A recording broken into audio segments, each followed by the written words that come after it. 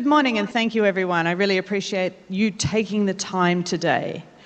Today we're talking about bringing two things together, digital transformation and SX or sustainable transformation. And we do see this as an opportunity. I was getting on the plane yesterday and I saw an advertisement from HSBC which said climate change, everyone's a problem for everyone or everyone's problem. And I think this is an opportunity where we can actually turn it from a problem in an opportunity for value. Now today I'll be going through the current trends in sustainable transformation. I'll look at some of the government policies and principles and set that up for some of your speakers later today who will be going through that in a little bit more detail.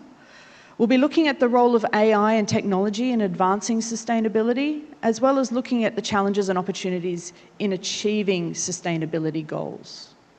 Now, I have this diagram up here for a reason. We look at ESG, which is environmental, social, and governance. And all three are very important as we navigate the regulations and the rules and the policies that we have to do. But today I'll be focusing primarily on the sustainability, looking at how we can actually help the planet and the environment. Now before that, I'll go into a prediction. Now IDC, the company that I work for, International Data Corporation, and data is really key as part of that. But every year we put together a series of predictions, hundreds of them actually, and we have predictions that focus on sustainability. Now, IDC predicts that by the end of this year, 35% of Asia-Pacific, excluding Japan, organizations will advance their Asia-Pacific their ESG metrics and data management beyond reporting capabilities, using AI to generate sustainability-driven cost benefits and competitive advantages.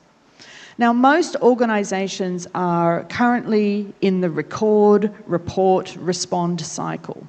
And a lot of the efforts are actually on that reporting and recording the data and reporting on it. What we're starting to see is organizations starting to move beyond this and looking to how they can respond to the call to action for the environment, to start to put together solutions that are going to drive not just sustainability advantages, but also cost benefits, value drivers, and competitive advantage. Now, IDC, as I said, the middle name is data, so we do collect a lot of data. We do a lot of surveys, and this was a CXO survey. At the C-suite globally, we actually see that under half of CXOs have sustainability at top of mind. However, as we move across into the Asia-Pacific region, we can see that drops to 30%. But here in Thailand, 70% of CXOs actually have sustainability top of mind. Now, this is because there is a lot of emphasis on sustainability in the region. Some of your big revenue drivers for your country are actually based on ecotourism and eco-products, which naturally would put sustainability front and center. But additionally, there are a lot of pressures, and I'll go into some of the government regulations about this moving onwards. And this is resulting in increased scrutiny as to how do we actually make sustainability work for us. And this is looking at things like automation, as well as looking at how we can actually drive value from this. And so organizations are looking at investing in technology in the next 12 months in order to further sustainability agendas. But not just sustainability, and we'll talk about that shortly. So where are these drivers coming from? There is a large push for organizations to see sustainability or push sustainability as a foundational aspect of the organization. Now, this is coming from two approaches. Foundational is building foundational capabilities, so putting in the data collection, putting in the goals, putting in those foundational systems that are going to allow organizations to respond better to the sustainability challenge. But we're also starting to see a shift as leading organizations in Thailand are starting to put sustainability as a core business principle. So it is foundational to how they actually operate the business. Now, we are seeing this around the region with organizations putting sustainability as part of their way of actually protecting their business profits, right, and their business margins.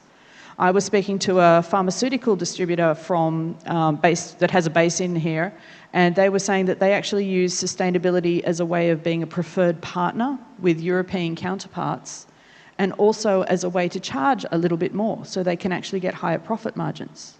So it's not just about bottom line savings, but top line improvement. The other thing that organisations are doing or responding to is they're being mandated to act by regulations. There are a myriad of regulations, which I'll go through in the coming slides, which actually talk to what is required and is starting to put pressure on organisations. And these are not just from Thailand, but from the region and from the world at large.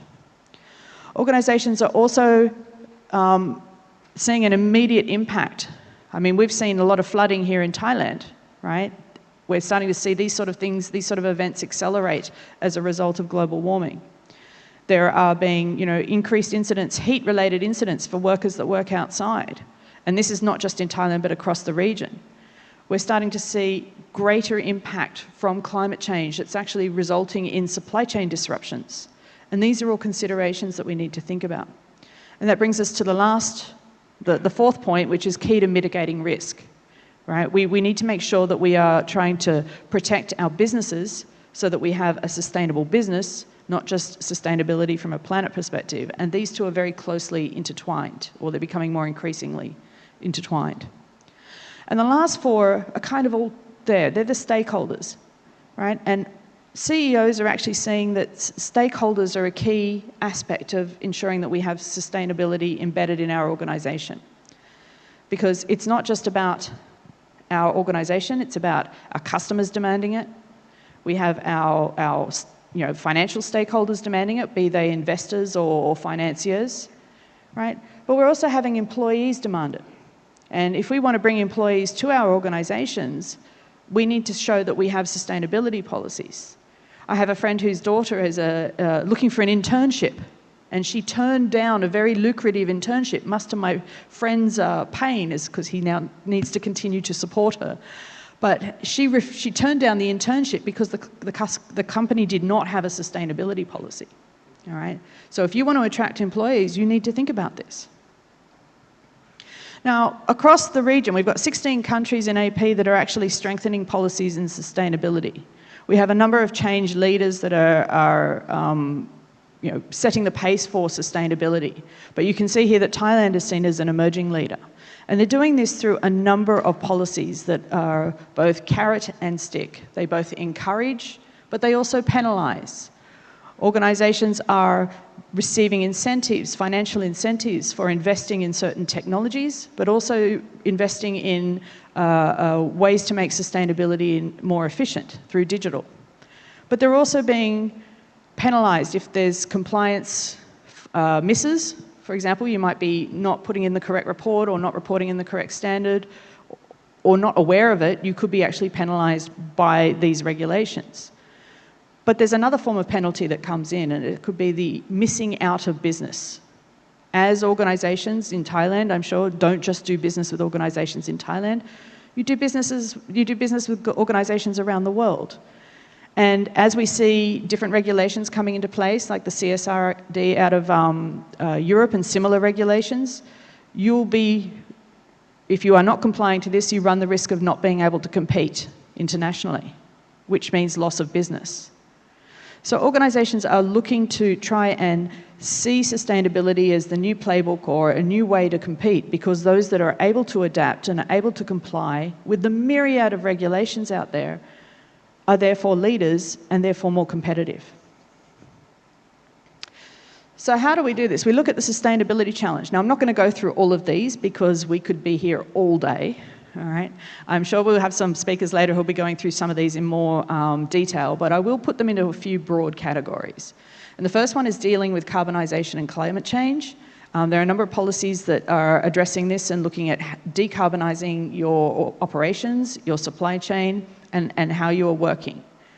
They're also looking at how can you bring on renewable energy and deal with the energy transition. Right? There are regulations and incentives that are encouraging organisations to do this. The big one is probably around ESG and reporting and risk mitigation. There are a number of regulations in this particular area. And this is starting to be tied more closely to financial and investment. And we're starting to see more regulations coming in place in Thailand. And Thailand's actually been a bit of a leader in this area, mandating that organisations start to report on this. And the last area is the area of control and strategy at the government level. There have been new departments set up in Thailand to address this, with new strategies coming into play that are looking at this as a comparative advantage for Thailand as a whole, seeing an opportunity for Thailand to seize opportunities through being things like the EV hub, right? Being an ecotourism hub, being a hub for products that have environmentally strong values, right?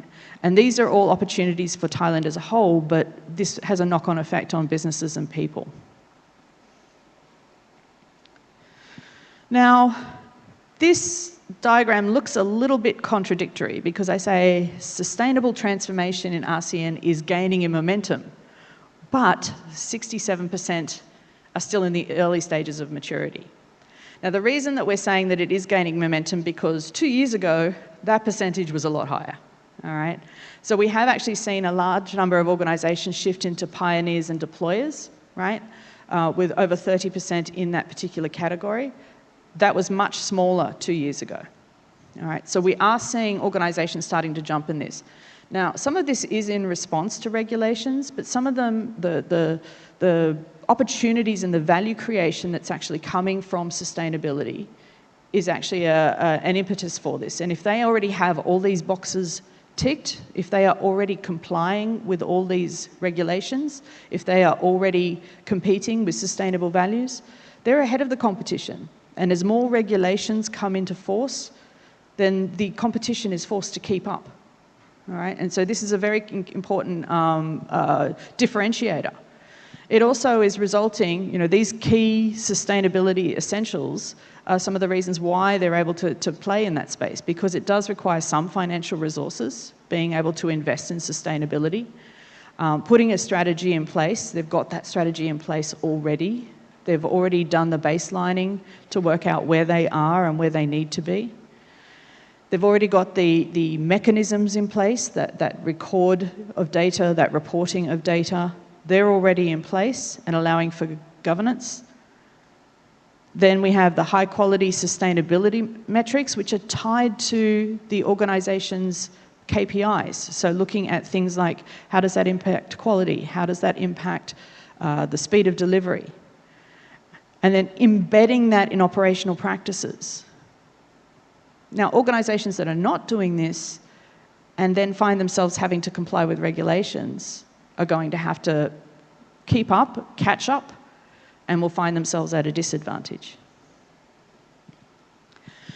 Now, we see the government policies that are coming in. They're coming in from a internal and external perspective. With internal, we're looking at opportunities to increase the brand of the organisation, being able to, as His Excellency said earlier, focus on optimisation, looking at improving the way that we produce, so being able to make sure that we are reducing waste usage, being able to push goods out, reduce traffic, as the example we heard from His Excellency, being able to attract, to retain employees, protect our prices, and have global policies that are going to drive efficiency. But from the external side, we're actually starting to see things like consumers mandating this. We're seeing organisations being forced to do so by trade associations and having regional or national level policies put in place that are having a knock-on effect on financial institutions.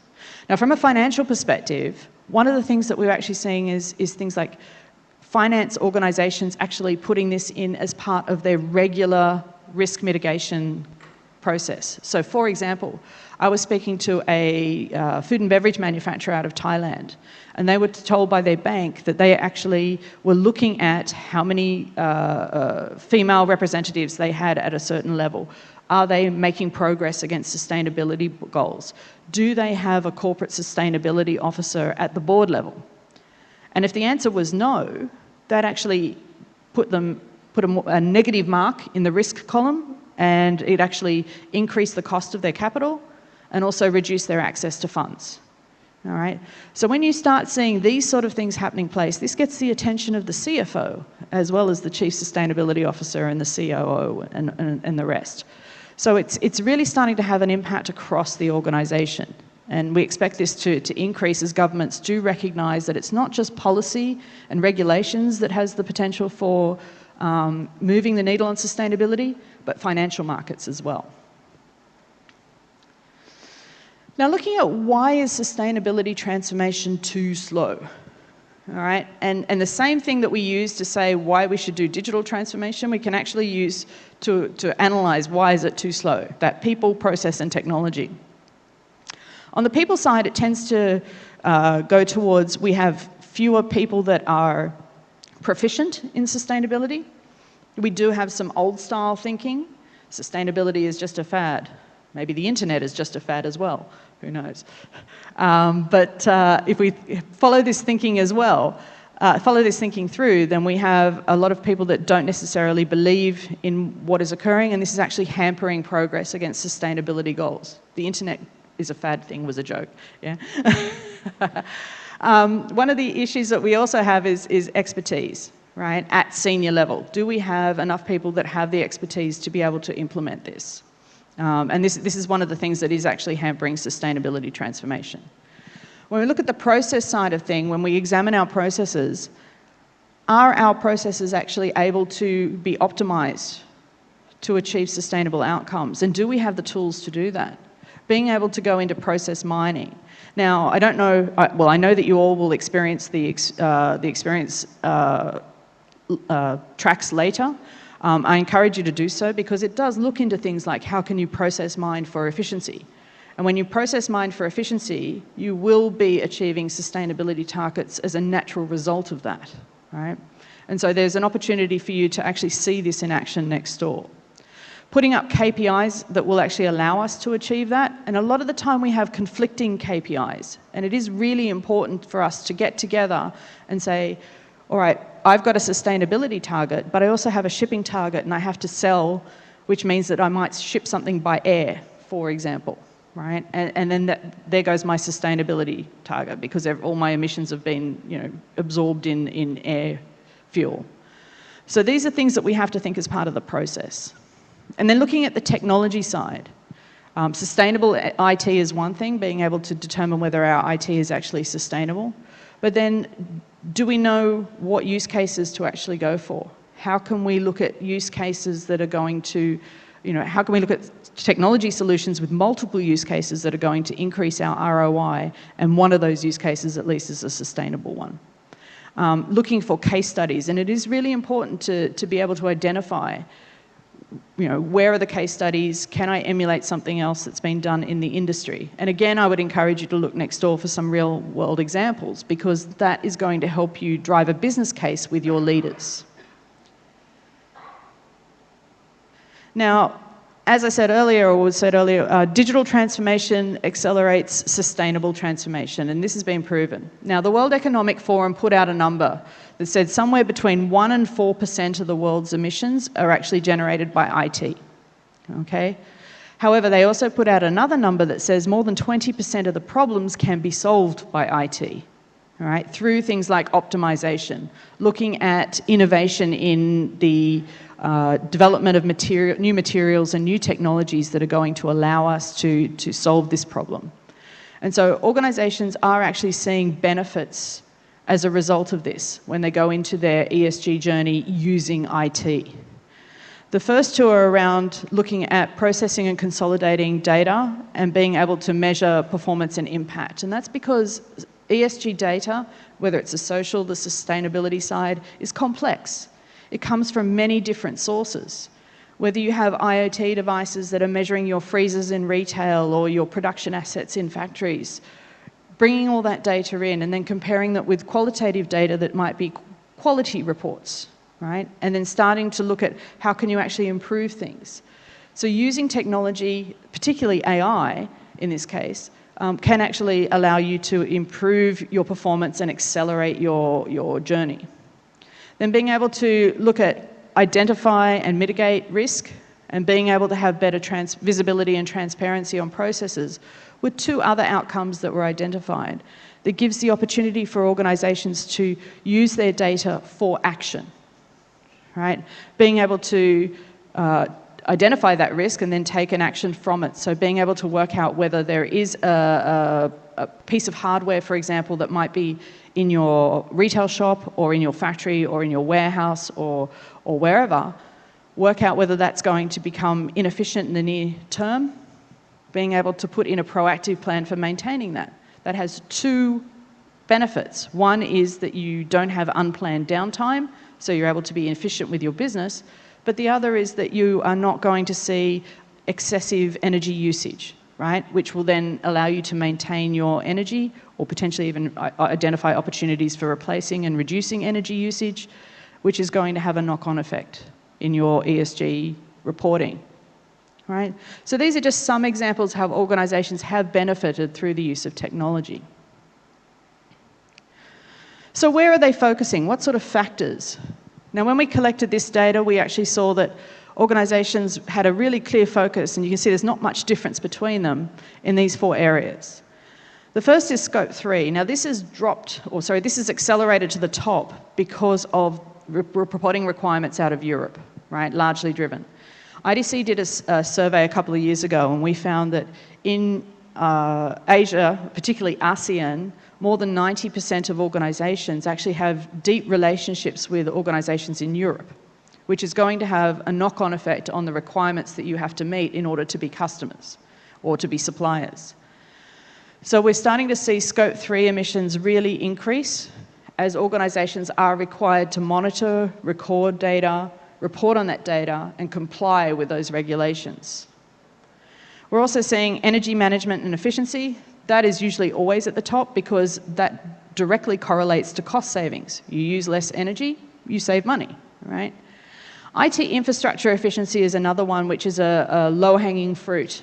And I'll talk more about that on the next slide, but where the opportunity is obviously is for lower energy usage, but also being able to lower or maintain energy usage at the current point while increasing utilisation. And organisations are looking at that in order to be able to scale employees, scale opportunities for improvement. And of course, Scope 1 and 2 greenhouse gas emissions. So inside the organisation and looking at the energy sources for the organisation and being able to account for your own.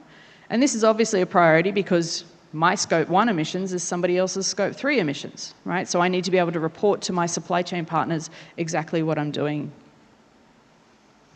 Now, with regards to sustainability and AI, we see that 57% of ASEAN enterprises use AI or Gen AI to help transform to sustainable production and business operations.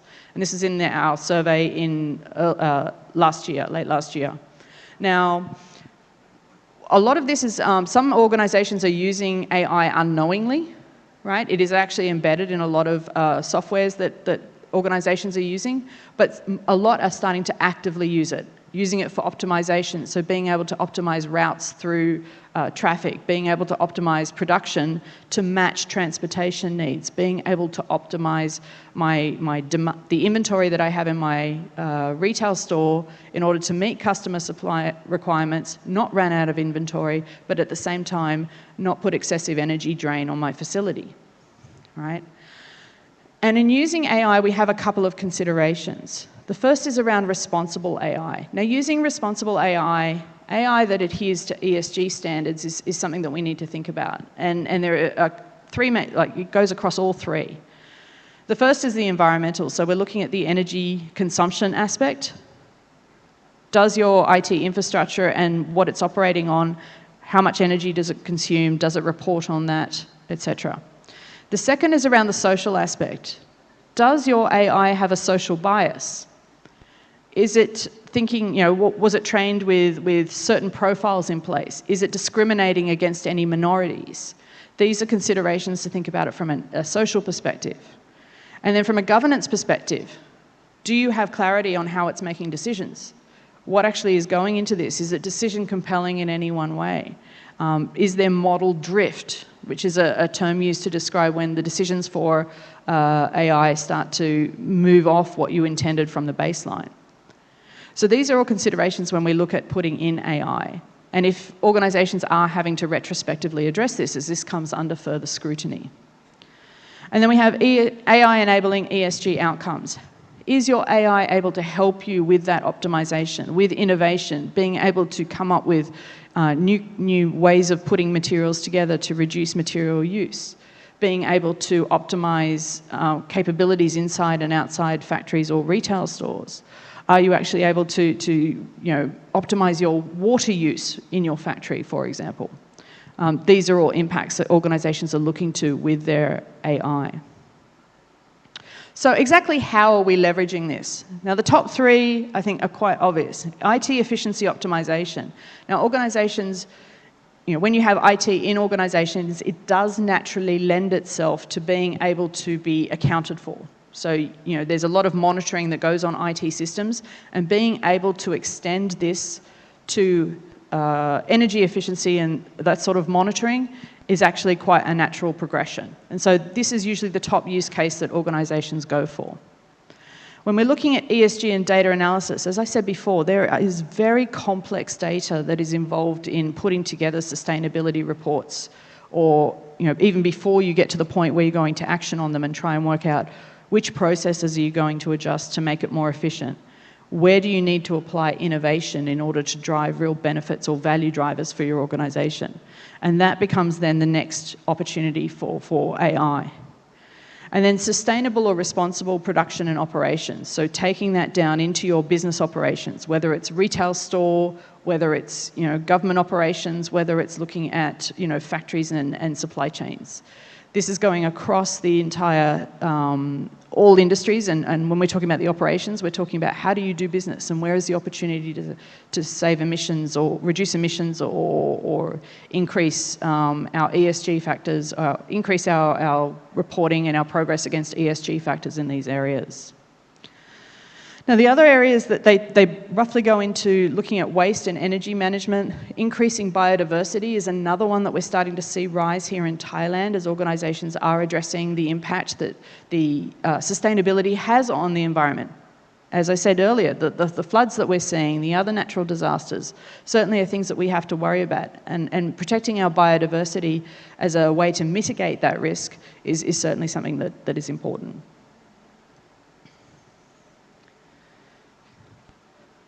So what sort of benefits are organisations seeing from these activities? And the first one is an obvious one: improve operational efficiency and cost, because that's where organisations focus first. If I use less energy, I save money. No brainer there, right? If I use less materials, I save money. So this is a very logical way, and this value driver, this cost driver, adds value to organisations, and it mitigates risks, and it mitigates risks associated with the costs of implementing sustainability. We're also seeing organisations improve access to capital and improved supplier and partner relationships, because they're driving value out of what they're doing. They're able to start to see the benefit of sustainability, and it's having a knock-on effect with regards to the ability to attract better customers, better employees, and better finance, right? So we're starting to see that drive a competitive advantage. It's also serving as a differentiator as organisations seek to look for a way that they can differentiate themselves in the market. And as I said earlier, to protect their profit margin, right? If I am a sustainable organisation, am I able to charge 1 or 2% more in order to support the sort of customer, or in order to protect my margins, in order to protect my sustainability policy to attract better customers, right?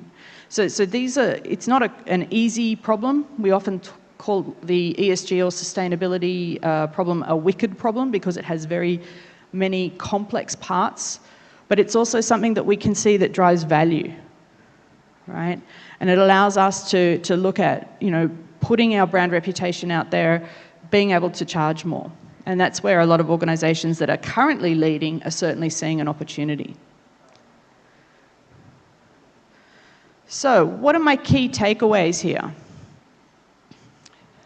As I said earlier, from the advertisement that I saw, sustainability is everyone's problem, but doesn't need to be a problem for everyone, all right? But it is a now problem. It is something that we're starting to see an impact for. right? If we are looking to make sure that we reduce the impact of climate change, not just what we're seeing now, but what could potentially happen in the future, we do need to act now. And it sounds like a very distant thing, but rules and regulations are starting to make it more and more pressing. These regulations are coming if they're not here already, right? And it's something that you'll be required to address. If you're in IT, are you supporting this through your organisation? Are you hearing conversations about this? Is it time to initiate conversations about this? What actions can you take? This is something that it cannot be avoided. And we're starting to see not just, oh, we have European regulations, we don't have to worry about that. I mean, Thailand signed an agreement with Sweden last week that talks specifically about having improved relations around sustainability. We see the European alignment, we see ASEAN sustainability alignment as well, when it talks about bringing the language that we use about taxonomy, the taxonomy and the language that we use about sustainability together, but also looking at putting together deals like the ASEAN Green Deal or the European Green Deal, which is going to mean that a lot of our regulations align across and between regions. Being able to leverage technology to accelerate sustainable business outcomes is a key one, and that makes sure that we're able to automate and deal with things like recording and reporting on sustainability. This should almost be a hygiene item. It's just something that should be a result of our systems. Where we need to get to is where we're able to respond. And by putting technology in place to do this, we're able to start to automate some of those functions in order to make sure that we're putting human resources, thinking resources on places where they can really add value, right? The other thing is with technology is we're seeing it used for more than one use case. There is a sustainability use case, but look for opportunities where your technologies can be used to increase efficiency, can increase productivity, scale your workers, right? And it is also a source of attraction. It brings sexy back to our organizations, right? A lot of people don't go to the career counsellor and say, hey, I want a career in manufacturing, or I want a career in logistics. Or so if we want to attract these people back to our industries, we need to make sure that we are bringing sexy back. And technology is one way to do that. So is sustainability. Build strategic ESG partnerships. Partner with organizations. Now one of the mistakes that we often make as technology industry, even as a manufacturing industry, or even with government policy, is that we put in the government policy and we think, oh, there's a whole bunch of people that are on hand to be able to deal with this. Or we put in a technology and all of a sudden we have a whole lot of users that are able to suddenly use that technology. It's not the case. We need to develop that capability, and partnerships is one way to do so. Partnering with organisations that have strong capabilities in technology, in sustainability, are going to be one way that you can actually bring knowledge into your organisation so that you're able to deal with the regulation that's coming down the road.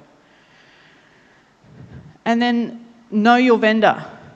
Maximise your ROI across use cases. As I said, being able to scale use cases is going to improve your business case. If you have a technology that's going to be able to deliver on sustainability, going to be able to deliver on even data protection, as His Excellency pointed out, right? These are going to be increased opportunities for ROI that you can then position with your leadership in order to obtain budget and to increase investment. Organisations do need to prioritise using sustainability, right, or integrating sustainability, I should say, through the use of technology into core business strategy and core business practices. This is going to ensure that we're able to actually pave the way for a sustainable future that is not everybody's problem. It's something that we're able to solve. My name is Stephanie Krishnan. Thank you very much for listening, and please don't hesitate to connect with me on LinkedIn, or I'll be around afterwards. Thank you very much.